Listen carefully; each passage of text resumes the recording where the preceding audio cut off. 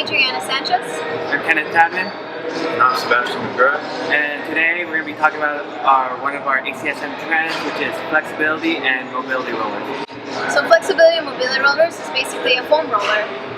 They're used in many athletic types of events, rehab centers, and places like the Fresno State Rec Center. So we chose this trend because of the practical uses of a foam roller. To use it during your exercise, before your exercise to stretch, and even after your exercise for post-workout recovery. There are many uses for foam and mobility rollers. And it's currently ranked number 15 on ACSM's top trends for 2018. So Kenneth, what were your preconceived notions about this trend?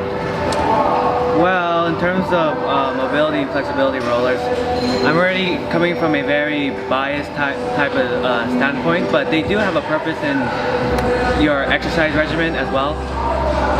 But from what I've had known before doing this lit review and research is that at most a flexibility and mobility rollers tend to only give up a transient type of response for an individual, but it can all depend on individual as well. Another preconceived notion is that instead of foam rolling, I could just do a very light warm-up and gradually work to what I'm working with. And of course, it's going to typically depend on what sport that person does. So a lot of it could be sport specific, following the SAID principle as well. And another notion was that in terms of changing any physiological structures of the muscle or the fascia, there tends to be very little evidence from what I've seen that could actually change the structural components of that tissue. So what I thought about foam rollers is that it was an absolute necessity after warm-ups, after a workout and before a warm-up to prevent soreness and to feel more relaxed. That's it.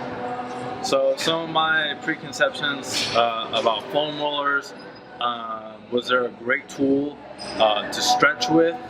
I also had done some research that they, before in my own time, researching like if they release myofascial tissue, and from what I had found before, I had a belief that they only very mildly release myofascial tissue, and that they're mainly a stretching tool or a tool to aid in your stretching. Alright, so in terms of flexibility and mobility rollers, the people who can greatly benefit from this are athletes, of course, because just like Sebastian said earlier, they can use it as a pre, intra, or post tool for recovery.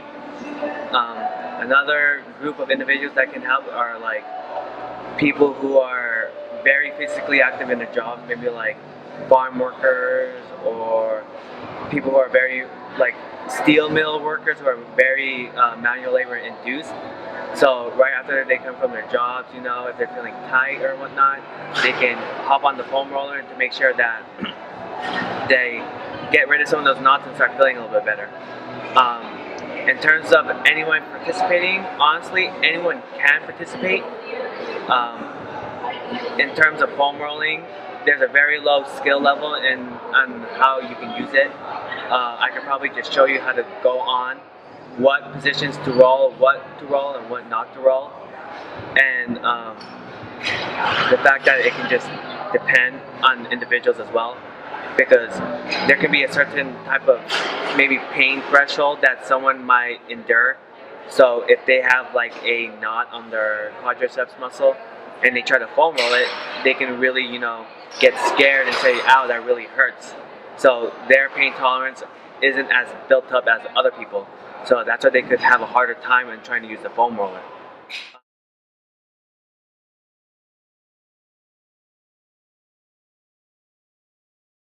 Would be pregnant women and people with hypertension, because they're usually overweight and it wouldn't really benefit their body composition. Other people would be people who have osteoporosis because they're usually underweight. and these people wouldn't really benefit because foam rolling doesn't require or need that many, burn off that many calories. The reason why people aren't able to burn enough calories to change their body composition or lose or gain weight is because foam rolling isn't a type of strength or cardio or endurance type of movement. It's just a tool that's used in physical activity. It helps myofascial release. So we have the three populations that would have contraindications for foam rolling, which include people with osteoporosis, which just means frail bones, pregnant women in their third trimester, and those with hypertension. So going over each population, there's a lot of research to suggest that women who are in the third trimester of pregnancy, they have a pressure point by their calf that when pushed could induce premature labor, and that would be very specific to pregnant women. For those with osteoporosis, foam rolling can put a lot of pressure on the wrists. The body weight of pushing your body against the foam roller could be enough to potentially fracture bones, and that would be very harmful, especially for older people. And another one is people with hypertension.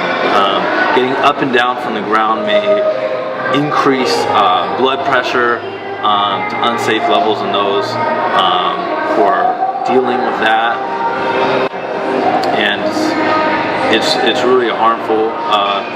Any population can engage in foam rolling, but those populations in particular should really talk to a doctor or talk to another fitness health professional to help them use foam rollers to the best of their ability and avoid some of those harmful effects that can happen from either moving up and down from the ground or potentially foam rolling the wrong areas of their body.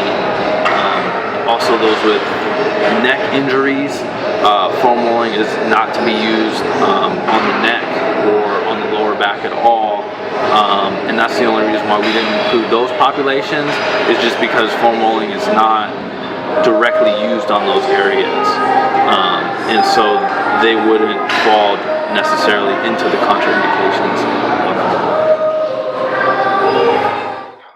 So in terms of our opinions, after the lit review and after the research we've done, my view with flexibility and foam rollers still stays the same or still about neutral. I'm still going to be doing the same things that I usually do when I do my warm-up, but until then, I'm going to look up for more information to see if my opinion will actually change in the future. My opinion had a little bit more information and credibility behind it. I now understand why people use a foam roller as a tool for many warm-ups, exercises, and post-workouts routines. And I'll be more careful when I read articles about foam rolling because I have this knowledge now. Yeah, I think my preconceptions about foam rolling were changed in that I now understand more of what foam rolling does for the body, how it's a greater form of myofascial release than I originally thought. As far as continuing to use them in my workout routines, I definitely will. I love it as a tool to help me stretch because I'm not naturally very flexible. So using a foam roller is just a really great tool for me that I will continue to use, and I think that this research really just kind of reinforced that knowledge for me. And for this trend, I would recommend it to a wide variety of people, just because it's very easily obtainable. Like I said, you could probably go to almost every store, Target, REI, or even like Walmart, and they would have a section for a little fitness area, and you could buy foam rollers or mobility rollers, and they're relatively inexpensive, maybe like $20 at most. And in terms of like skill capacity, it's really easy to learn, it's really easy to teach, And like again, what we said earlier in our previous topics is that the only thing that probably be stopping an individual from using it is that pain tolerance threshold. So if you have a trigger point, some people are not really, used to like putting a lot of force onto it. So that's the reason why some people might not be able to do it. So the benefits and risks of this trend is most people can benefit this because it increases their range of motion and it decreases their pain for muscle soreness. This can help anyone who's doing any kind of physical activity, from athletes to industrial athletes. But the risks are to certain populations as well, like pregnant women, people that have hypermobility, hyperflexibility, because it doesn't really benefit them if they become more flexible. It actually increases the risk of injury. And elderly people who have a risk of developing osteopenia or osteoporosis, it doesn't benefit them and it can put them at risk to injuring themselves. And this trend can be used to improve body composition because it keeps them moving, and since they're rolling out their muscles and releasing the tension in the muscles by myofascial release, decreases the risk of injury. And if they continually work out, that leads to body weight loss or gain. Their body composition changes. Yeah, so again, this trend is really good for a wide variety of people. Like the populations that we discussed, it's really a matter of working with a doctor, a health professional, to see if it's something that they can do. Those would be the types of people, women in the third trimester of pregnancy, people with osteoporosis, people with high blood pressure, who could elevate their blood pressure by moving up and down from the ground. They would be people that we would probably really recommend talking to a doctor before about the safest way for them to use it. And this trend really has a bright future as far as being one of the top trends for years to come. Like Ken said, it's easily very accessible. It can be used at your home. It can be used at the gym. It can be used anywhere where you have enough space. You don't even necessarily have to get on the ground. You can stand against a wall and use your foam roller. And through a lot of the research that we found, pretty much anyone can benefit from myofascial release and stretching of muscles. It's just a matter of if foam rolling is the best way to do that for you. We really look forward to seeing what the future of foam rolling has.